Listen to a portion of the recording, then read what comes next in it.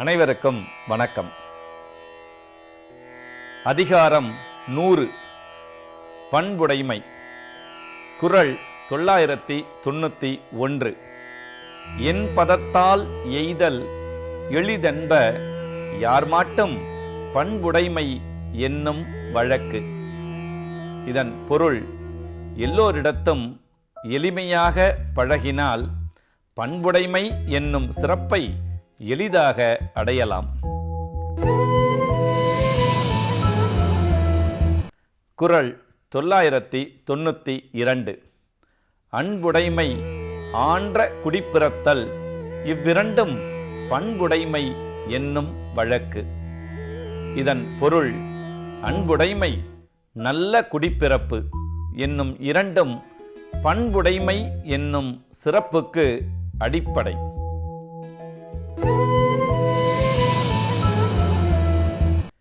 குறள் 993. உருப்பொத்தல் மக்கள் ஒப்பு அன்றால் வெறுத்தக்க பண்பொத்தல் ஒப்பதாம் ஒப்பு. இதன் பொருள், மக்கள் என்றால் உறுப்புகளால் ஒத்திருப்பவர் அல்லர், நிறைவான பண்புகளால் ஒத்திருப்பவரே.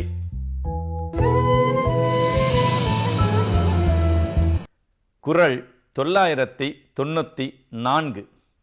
நயனொடு நன்றி புரிந்த பயன் உடையார் பண்பு பாராட்டும் உலகு. இதன் பொருள், நீதியையும் நன்மையையும் விரும்பி பிறருக்கு பயன்பட வாழும் பெரியோரின் நல்ல பண்பை உலகத்தார் போற்றிக் கொண்டாடுவர்.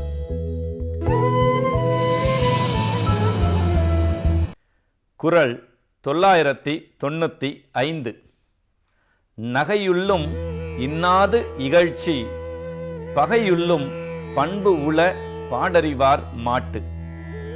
இதன் பொருள், விளையாட்டாக கூட ஒருவரை பழிப்பது துன்பமானது. பண்பாளர்கள் பகைவரிடத்தும் பண்பான சொற்களையே பேசுவர். குறள் 996. பண்புடையார் பட்டுண்டு உலகம் அது இன்றேல் மண்புக்கு மாய்வது மண். இதன் பொருள், பண்பாளர்கள் இருப்பதாலேயே இந்த உலகம் அழியாமல் இருக்கிறது, இல்லையென்றால் மண்ணிற்குள் புதைந்து என்றைக்கோ அழிந்திருக்கும்.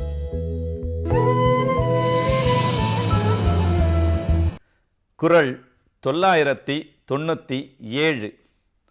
அறம்போலும் கூர்மையரேனும் மரம் போல்வர் மக்கட்பண்பு இல்லாதவர்.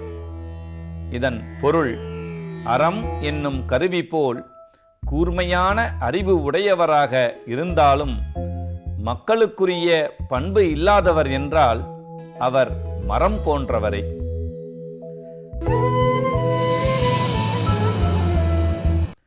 குறள் 998. நண்பாற்றார் ஆகி நயமில செய்வார்க்கும் பண்பாற்றார் ஆதல் கடை. இதன் பொருள், நட்பினை மறந்து தீமையை செய்பவரிடத்தும் பண்பாட்டோடு நடந்து கொள்ளாதவர் தாழ்ந்தவரே.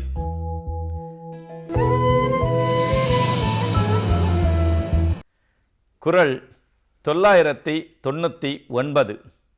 நகல்வல்லர் அல்லார்க்கு மா இரு ஞாலம் பகலும் பார்ப்பட்டன்று இருள்.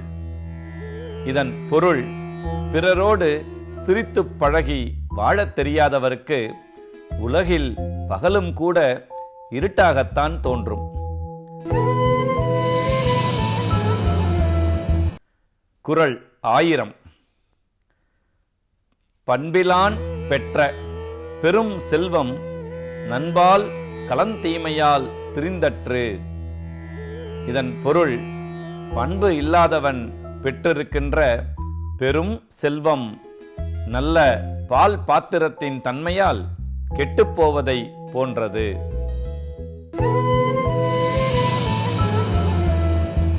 அதிகாரம் 101. நன்றியில் செல்வம்.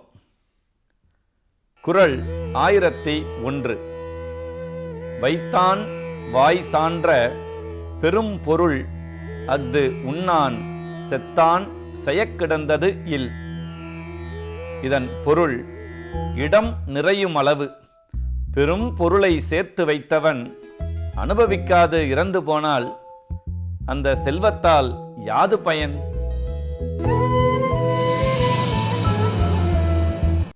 குறள் 1002.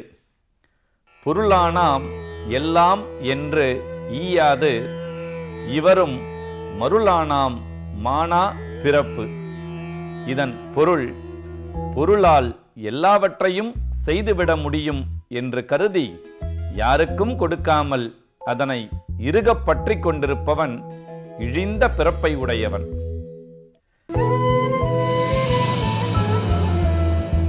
குறள் 1003. ஈட்டம் இவரி இசைவேண்டா ஆடவர் தோற்றம் நிலக்குப் பொறை. இதன் பொருள், பொருள் சேர்ப்பதையே விரும்பி புகழை விரும்பாத மனிதரின் பிறப்பு இந்த பூமிக்கு பாரமே.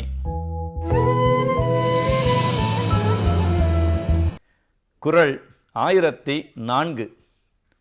எச்சம் என்று என் என்னும் கொல்லோ ஒருவரால் நச்சப்படாதவன்.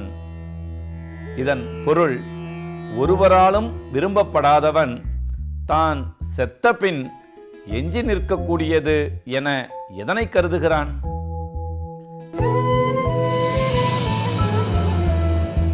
குறள் 1005. கொடுப்பதும் துய்ப்பதும் இல்லார்க்கு அடுக்கிய கோடி உண்டாயினும் இல். இதன் பொருள், பிறருக்கு கொடுத்து உதவுவதும் தான் அனுபவிப்பதும் இல்லாதவனிடம் கோடி கோடியாக செல்வம் இருந்தும் பயனில்லை.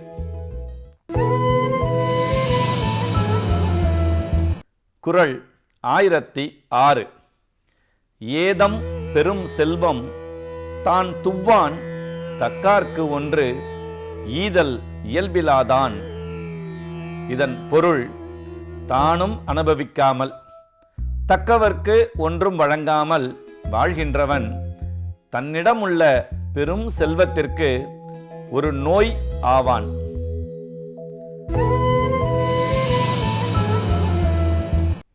குறள் 1007. அற்றார் கொன்று ஆற்றாதான் செல்வம் மிக நலம் பெற்றால் தமியல் மூத்தற்று.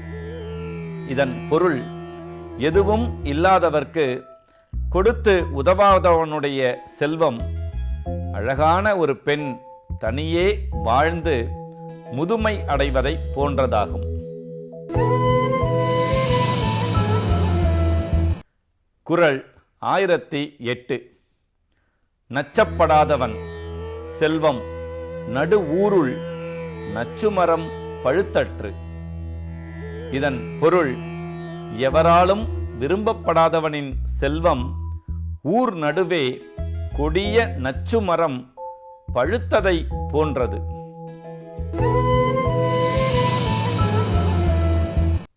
குறள் 1009. அன்பு உரி தற்செற்று அறம் நோக்காது ஈட்டிய ஒன்பொருள் கொள்வார் பிறர். இதன் பொருள், அன்பு இல்லாமல் தன்னையும் வருத்திக் கொண்டு அறத்தையும் கருதாமல் சேர்த்த செல்வம் கொள்ளை போகும்.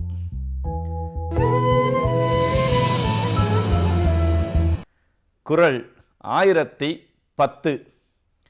சீருடை செல்வர் சிறு துணி மாறி வரம் கூர்ந்து அணையது உடைத்து. இதன் பொருள், வள்ளலாக இருந்தவர் சிறிது காலம் வறுமை அடைவது மேகம் வறண்டிருப்பது போல தற்காலிகமானது.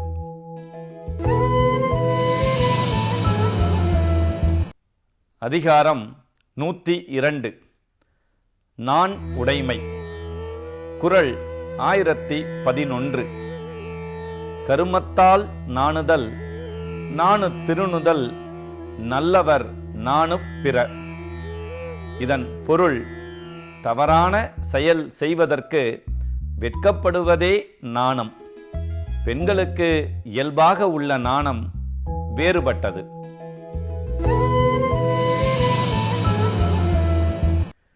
குறள் 1012. ஊன் உடை எச்சம் உயிர்க்கெல்லாம் வேறல்ல, நான் உடைமை மாந்தர் சிறப்பு. இதன் பொருள், உணவும் உடையும் பிறவும் எல்லா உயிர்க்கும் பொதுவானவை. நாணம் உடையவராக இருப்பதே மனிதரின் தனிச்சிறப்பு.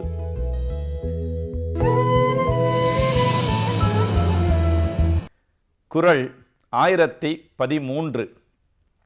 ஊனை குறித்த உயிரெல்லாம் நான் என்னும் நன்மை குறித்தது சால்பு. இதன் பொருள், உயிர்கள் எல்லாம் உடம்பை இருப்பிடமாக கொண்டவை. அதுபோல் சான்றாண்மை நாணம் என்னும் நல்ல பண்பை இருப்பிடமாக கொண்டது.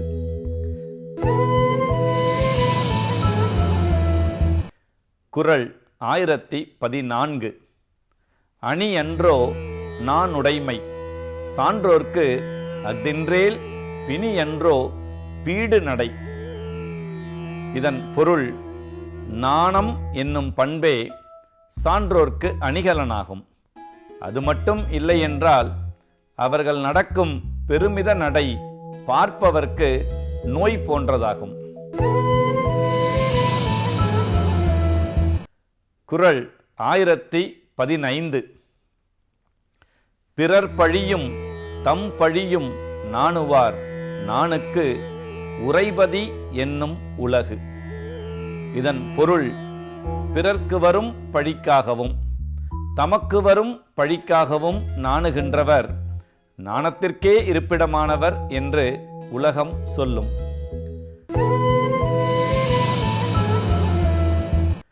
குறள் 1016. நான் வேலி கொள்ளாது மன்னோ வியஞ்ஞாலம் பேணலர் மேலாயவர். இதன் பொருள், உயர்ந்தவர்கள் தனக்கு வேலியாக நாணத்தை கொள்வாரே அல்லாமல் இந்த பெரிய உலகத்தை ஏற்றுக்கொள்ள விரும்ப மாட்டார்கள். குறள் 1017. நாணால் உயிரை துறப்பர், உயிர் பொருட்டால் நான் துறவார் நான் ஆள்பவர்.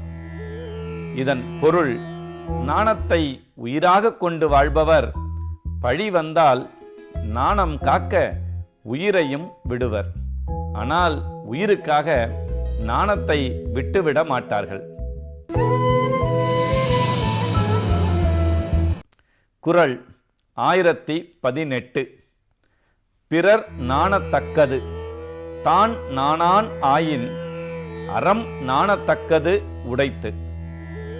இதன் பொருள், ஒருவர் பிறர் நாணப்படுவனவற்றிற்கு தான் நாணப்படவில்லை என்றால் அவனை பார்க்க அறம் நாணப்படும்.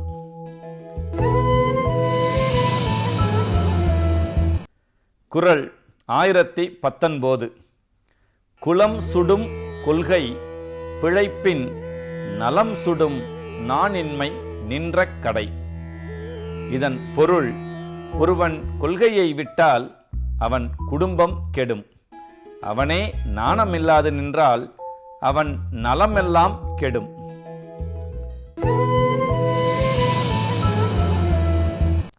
குறள் 1020. நான் அகத்தில்லார் இயக்கம் மரப்பாவை நாணால் உயிர் மருட்டி அற்று. இதன் பொருள், நாணம் இல்லாதவர் உலவி வருவது மரபொம்மை கயிற்றால் ஆடி உயிர் உள்ளதாக பொய்த்தோற்றம் தருவது போன்றது. நன்றி, வணக்கம்.